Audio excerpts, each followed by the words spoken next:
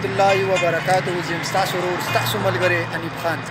دا وخت روان یم حایل بازار ته او دا خو به تاسو پیژنئ ما سره ویډیو کې راغلی شاهد خانه. شاهد خانه څنګه یې؟